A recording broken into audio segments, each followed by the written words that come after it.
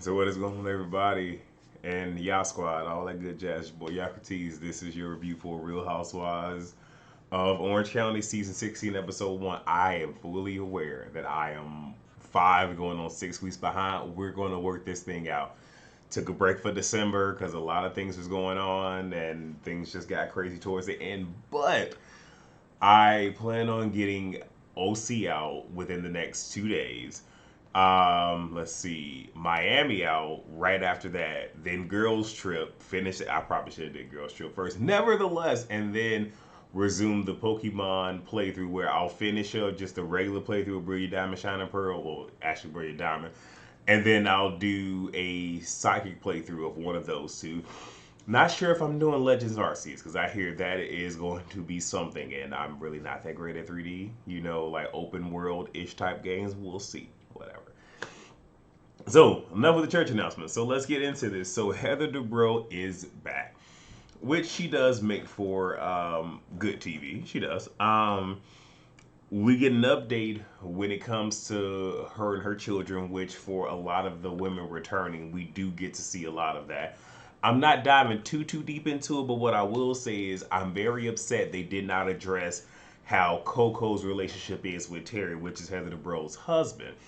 Because in previous seasons that she was on, there was always this, tension between them to where he wasn't spending enough time with the family. So Coco was the one that was truly just like, I don't want nothing to do with you. And then also their eldest child, I forget what his name is. He actually took a picture of a empty seat, which his dad was supposed to have been sitting in, but he could not make whatever performance that was. So there is that tension. So I wonder if that's been rectified or if now that they're several years older, we're just going to move past it as if it didn't exist. We don't know. Yeah, that's all that I want to say about that. Gina is doing Pilates with Emily. She has her license back because, for those who remember, I believe it was last season where she was at a party and just decided that she was going to drive herself home and got pulled over, and that was that on that. Lost her license. There was a lot of drinking going on, trying to cope with that. Also, issues with her now. I want to say now, is it ex-husband? Which is going to say ex-husband, and drinking to cope with that, losing her keys, her phone, her this, her that. Wanted to do a statement, as a survivor of an incident of him being physically abusive to her when they were trying to, mend things. That got put on hold. Well, it kept getting pushed back because COVID pushed a lot of stuff back. And now it's at the point to where, the case is back open, the domestic violence case. And, her having to talk about, what she experienced and even trying to figure out how to really break it to her children that, mommy survived and, daddy took responsibility for what it was that he did. He has thus pled guilty. All of this stuff going on with Gina. I just hope that she's found a way to channel all of this because hey, going to the bottle is very very easy. I'm sitting here talking while I got a drink in my hand. Don't ask me what time it is because ain't none of y'all business. It's early, but still I'm grown. I do what I want. Um, what have I missed? I think I just ran through everything. Emily told us that Shane had passed the bar. Now, what happened is he was taking the bar, I think, for the third time, if I'm not mistaken, and he had moved into a hotel to where he could just focus on that. She was focusing on the cheering. He did not pass. I don't know. I don't even think that was last season. I think that was the season before because I think last season they focused more on the. Doesn't really matter what season it was that Shane took the bar exam. But what happened is because of COVID and everything else, they lowered what the cutoff score is. So because they lowered the score and what he initially scored is higher than the cutoff, he has thus passed the bar exam. Gina is still with her boyfriend Travis, and I think I said everything else. Yes. So we got Shannon. Nothing much is really going on there. I mean, she's overbearing parent. Her eldest child has already gone off to college. The twins are planning their exodus too. Excuse me. And she is still with John. We're gonna get more onto Shannon, but that's just where she at. Now we have Heather. She's on a walk with her friend Nicole. I think this is more of an acquaintance, And also, you got to remember with these shows, they have to bring somebody in through something. So I'm pretty sure Nicole probably was supposed to have been a housewife because I think she just, no, not pretty sure. She is a friend of. So not sure if she gave enough, but she provides enough drama for the other women. Heather invites her to her party that she is throwing. She plans on having lunch on Tuesday, and Nicole asks her if she can bring Noella. Now, Noella is a new housewife, so you have a friend who is pretty much anchoring in the new housewife. Because, like I said, we got to sit here and try to get everybody, meshed in together. They used to do it over the course of like 2 or 3 episodes, but they're trying to get it all in this one because the central point is going to be Heather Dubrow's party. So there we go.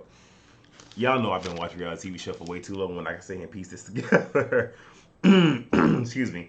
And Heather plans to do a restart with Shannon because, first and foremost, the only person that Shannon initially was cool with was Vicky. So glad Vicky is no longer on this show. But Shannon tends to fall out with everybody. The only thing that I will say is when it comes to Heather, though I like her, she puts 10 on 20. And because of her credibility, if she says something, people are going to believe it. Because for those who don't remember, when Shannon first came on, one of the things that Heather did is she accused Shannon of yelling at her, which she didn't. She elevated her voice a little bit. There was a tone there, but there was no yelling. And for Shannon, that was a trigger for her because, like, you're sitting here telling people that I went off on you, trying to paint me as being this unhinged individual, even though Shannon had those moments. But this is one of those where it was a lie, and you saw a clip of her saying, "You all will know the truth." And what she was saying in that scene is, when this season played back and y'all see what it was, you will clearly see that I was not yelling, and this woman is lying, trying to sit here and paint me out to be something in that particular moment that she wasn't. And I totally forgot. I normally don't sit here and give y'all the full version of me. My bad, because it's about these ladies, ain't about me. I'm just talking about it. So, but they plan on doing a restart. You have Gina Emily. Emily has had some work done since her hip surgery because she was in pain. So she went ahead and got, I think it was a hip transplant, if I'm not mistaken. Whatever. But in this particular moment, you have Emily, Dr. Jen being introduced through Emily because she's there to, scope out some things and get some, I want to assume it's Botox in her chin. But so now here's the other housewife that is being introduced again through another character, which I can kind of see. Like, I appreciate how they at least made this one happen. It makes a little sense. So Heather has lunch. So you have Heather having lunch with Nicole, and she's meeting Noella. And then you have Emily, Gina, and Shannon having lunch. And y'all have to excuse me. I am getting over a cold. Excuse me. Though I normally do have, mucus buildup, well, phlegm buildup right here, but getting over a little cold. So excuse me. So you have Nicole and Noella. They met in an airport bathroom, a private one, I should say. And they had, I guess, like the same bracelet or whatever. So that's how they connected. Cool. Noelle met her husband, who was a lawyer, online. All right. So that's something that can be explored, which is good. You want to sit here and one of the key things is you want to give us just enough, but not too much. You don't want to put yourself out there too much to where we ain't got nowhere to go. So that's good. Now, Noelle mentions that she has a sex dungeon in her home, and I was just like, Noella, why did you say that? And the reason being is, y'all remember the rumor that happened on Atlanta with a sex dungeon, but also you had, I believe her name was Brawin. I never really committed to pronouncing her name correctly. But they had like another apartment or another place where they would have their sexual acts. And that led to Gina misinterpreting a text message from Browin's husband and all this other stuff. So bringing information like that out, we have two separate instances of that. Well, one was a rumor, obviously, but just not ending well, So she's being an open book, maybe just a bit too open. Let's see. Heather shares with them that she had a good conversation with Shannon. So everything is starting off good because, again, we need to get to this party. And give me a second. I need to really clear this out. Okay, and we back. I'm sorry. I'll like clearing them out my chest and everything. I apologize. Okay, I'm sorry, yo. So you have Emily, Gina, and Shannon. Now with their conversation, Shannon, talks about her relationships with both Gina and Emily, and how it didn't start out well between those two, but they have made it to a good place, and that's almost like a foreshadowing where trying to set the scene because she's hoping to have that with Heather, which I'm not sure if that's going to happen. Shannon and Nicole, there's issues there. We don't know just yet, but this is Shannon dropping little bombs and whatnot, trying to get the ish started because Shannon don't want her hands dirty. Whatever. So then we get Jen. We meet. So we formally meet her. Her husband name is Ryan. They both met when they had somebody's. Now I don't know how. I forget how the numbers got exchanged and who gave what number. But I guess like within a month they weren't with their somebody's no more than they hooked up. Their marriage is unconventional. Don't really understand what that is. She mentions that Ryan puts his duties as a father before that of a husband, and that is an issue for her, which is something that they need to talk about. We're probably going to see that play out too.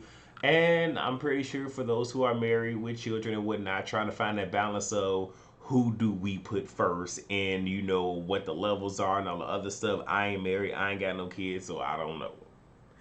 Anyway, but I will say stuff like this is probably conversations that need to be had before walking down the aisle with somebody. Like, and I understand just this tangent why people save those big conversations for later, or they just don't express it at all, and then it becomes a big issue when it's like y'all could have talked about this early on and you probably wouldn't even been in this situation. But nevertheless, let's see. Do. So now we have Shannon, Gina, and Heather. So this is in my, I believe, lunch number 2, because the previous one, um, I guess the girls had left. I think Emily was there too. It's Emily, Emily was there too.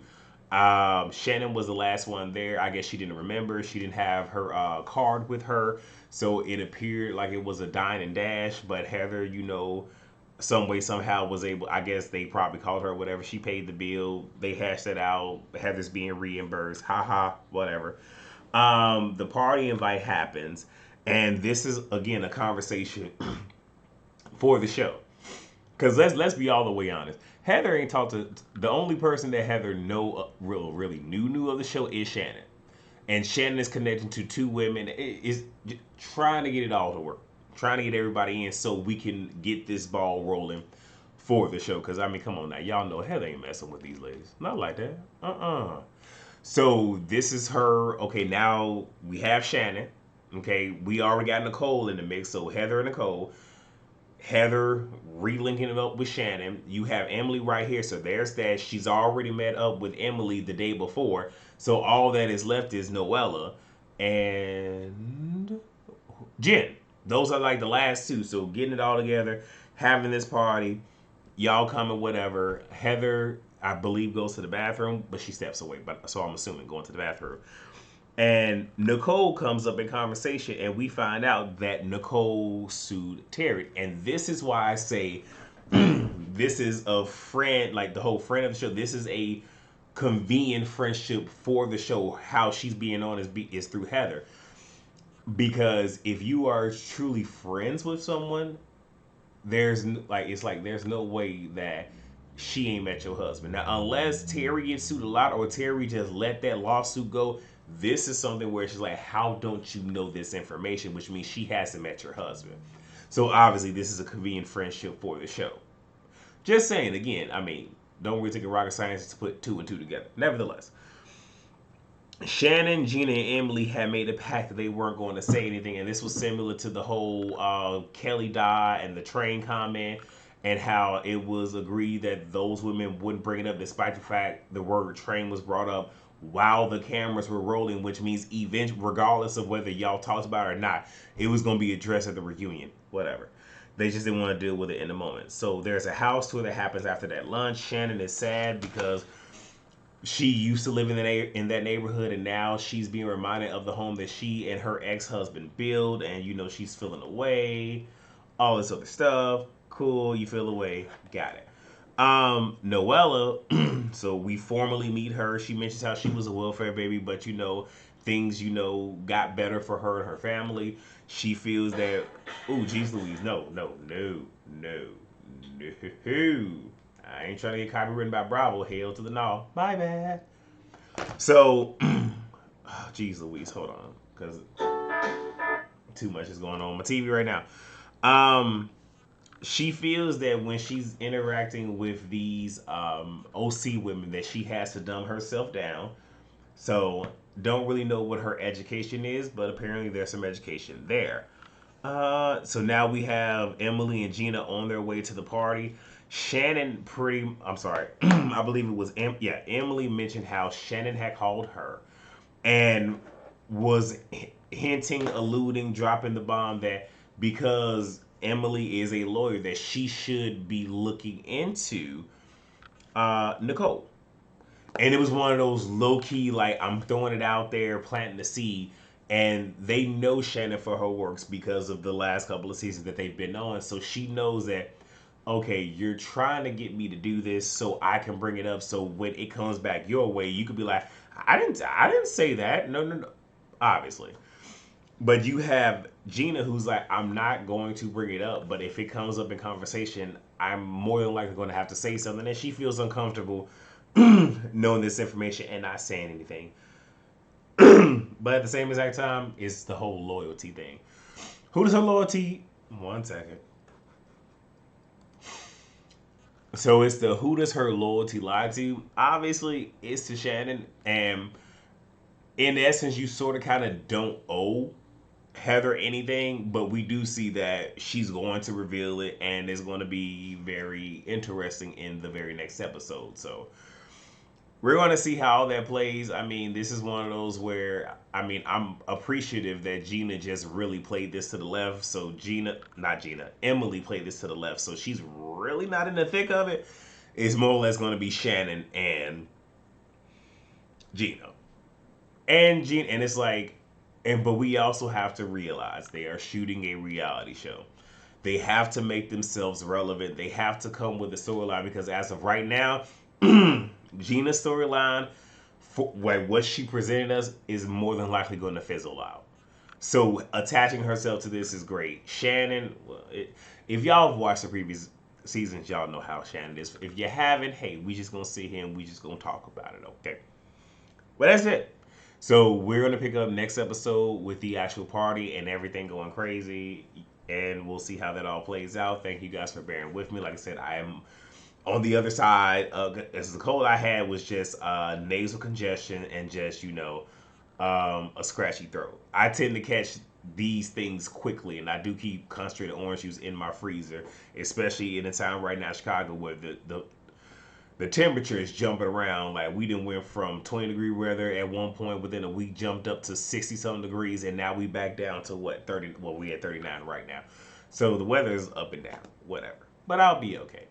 So yeah, I'm gonna try to get the rest of these out to you all today. This is New Year's Eve that I'm actually shooting this, so Happy New Year, all that good jazz, and yeah, let's make sure I see you all next year, which is not that far away.